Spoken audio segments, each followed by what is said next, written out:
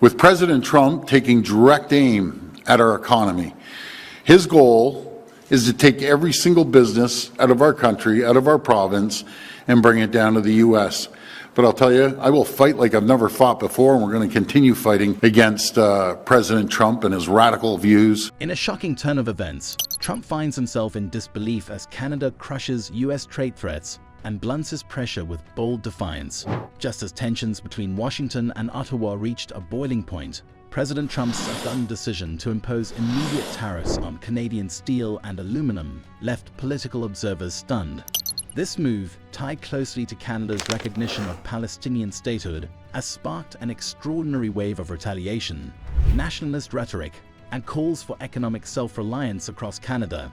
As both sides dig in, the confrontation threatens to unravel one of the closest bilateral relationships in the world, leaving many to wonder, how did the standoff escalate so quickly? And what could happen next if neither side blinks?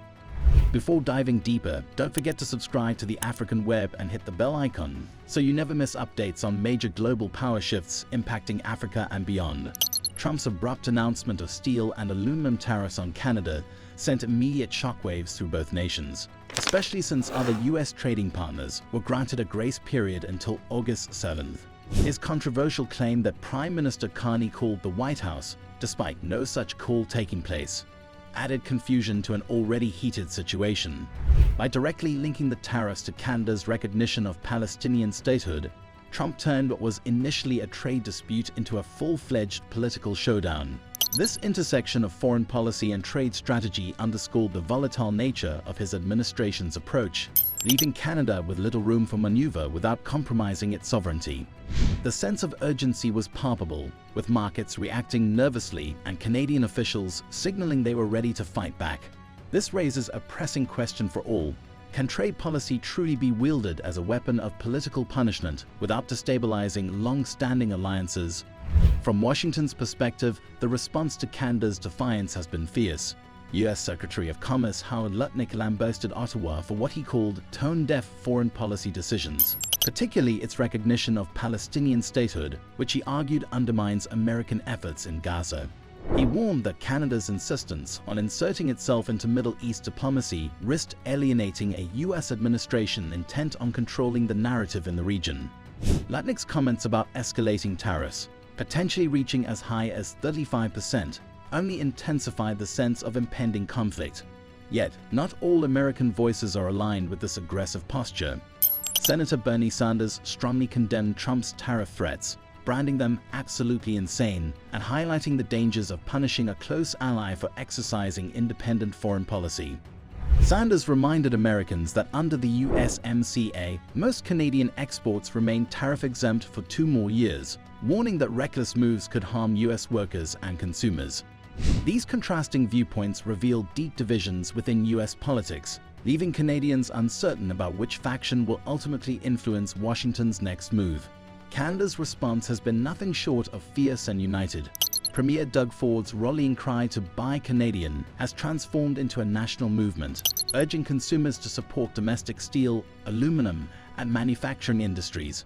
With President Trump taking direct aim at our economy, his goal is to take every single business out of our country, out of our province, and bring it down to the U.S. But I'll tell you, I will fight like I've never fought before, and we're going to continue fighting against President Trump and his radical views. Ford vowed to fight like I've never fought before, invoking the success of Canada's previous retaliatory tariffs that forced Washington to soften earlier threats. Nova Scotia Premier Tim Houston has also entered the fray, suggesting measures like removing American alcohol from store shelves and re-examining procurement rules, signaling that Canada is prepared to hit back where it hurts. At the federal level, Minister Dominic Leblanc emphasized that Canada would not accept any deal rushed by U.S. timelines, insisting on terms that protect Canadian sovereignty and economic security. These provincial and federal voices reflect a broader consensus. Canada will not be coerced. The growing calls for retaliation and self-reliance are reshaping public opinion, transforming this trade dispute into a rallying point for Canadian nationalism and economic resilience. With Canada determined to stand firm, will this strategy force Washington to reconsider its approach or risk deepening the rift? Political analysts warn that Canada is navigating treacherous waters. Peter Danilo, former communications director to Prime Minister Jane Chrétien, described Canada's situation as dealing with a mafia state, urging Ottawa to exercise its sovereign rights like muscle tissue, lest they atrophy. His remarks underline the growing fear that the US is using intimidation tactics to weaken Canadian resolve. Meanwhile, Brian Clough, an experienced negotiator from Canada's NAFTA battles, stressed that Canada now stands isolated, with only China joining its resistance to US tariffs. Drawing on lessons from past trade disputes, Clough argued that Canada must leverage its recent concessions on border security and defense spending, using them as bargaining chips to win goodwill in Washington. His insights highlight a critical point. While Canada faces isolation, it also holds leverage that could turn the tide if wielded effectively. This historical lens underscores a crucial question. Can Canada's past successes in trade negotiations serve as a blueprint for today's crisis? Or is this a new era where old strategies no longer apply? At the heart of this conflict lies a stark dilemma for Canada. Retaliation risks escalating tensions and deepening its isolation, but backing down could erode sovereignty and embolden further US pressure. Canada's commitments to military spending and border infrastructure, long-standing American demands, could serve as powerful tools in negotiations, yet any concessions must be carefully weighed against domestic outrage at being treated like America's 51st state.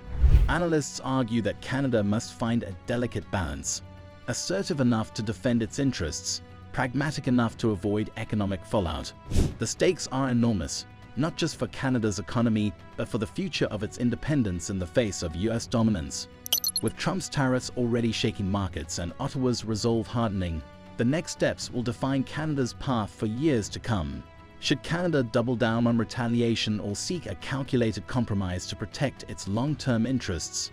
Canada's defiance has thrown Trump's trade strategy into turmoil, exposing deep cracks in what was once one of the strongest alliances in the world. What began as a tariff dispute has now evolved into a high-stakes test of sovereignty, national pride, and political endurance. By refusing to yield under US pressure, Canada has made it clear that it will stand firm, even if it means economic strain and political confrontation.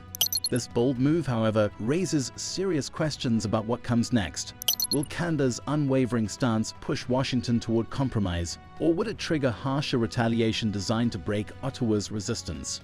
The stakes are enormous, as the outcome will not only determine Canada's economic future, but also set a precedent for how smaller nations can confront superpower pressure without losing their independence. Do you think Canada's determination will force a fair settlement, or is this conflict destined to spiral into a prolonged trade war? Share your thoughts in the comments, and remember to like, share, and subscribe to the African Web for more insights into global power struggles and their impact on Africa's role in the world.